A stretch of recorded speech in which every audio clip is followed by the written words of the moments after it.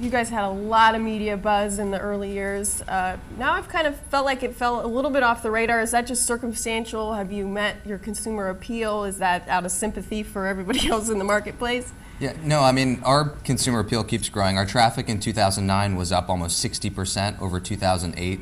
We're now #1 on the iPhone, the most downloaded real estate app on the iPhone, and #1 or #2 on the web in terms of real estate traffic. So we keep growing in leaps and bounds. Who are some of your bigger competitors? Is it the Realtor, Move, Contingent, Trulia? One of the biggest competitors is probably Move.com, which operates a site called Realtor.com. They've been the category leader for about 10 years or so. We've got our sights set on them, and we're closing fast. And at the traffic growth that we're already seeing, we hope to be able to say that we're clearly #1 within short order. And what are Zillow's competitive advantages? The biggest advantage of Zillow is that we focus on all homes, not just those that are for sale. So we've got a database of every home in the country. We produce what we call a Zestimate, which is a home valuation on almost every home in the country 3 times a week.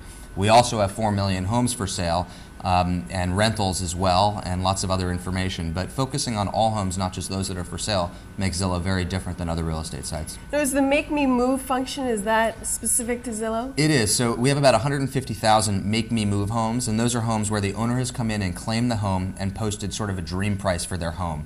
You know, we hear every day about homes that get sold at that Make Me Move price. So talk about on the advertising front. Does Zillow still have an audience or a platform that is attractive to advertisers? Yeah, it's very attractive. So we sell our own ads to national advertisers as well as to individual local real estate agents and mortgage brokers. And we sell graphical ads, and we also sell subscription on a zip code basis to individual real estate agents. Now, how did the advertising market fare last year?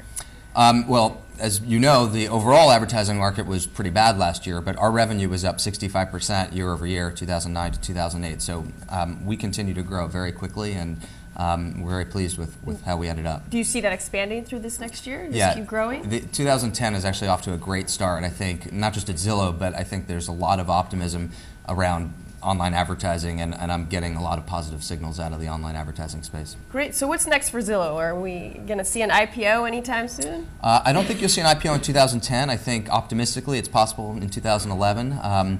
But what's next for Zillow will be profitability, and then at some point an IPO. Great. So is that within reach this next year?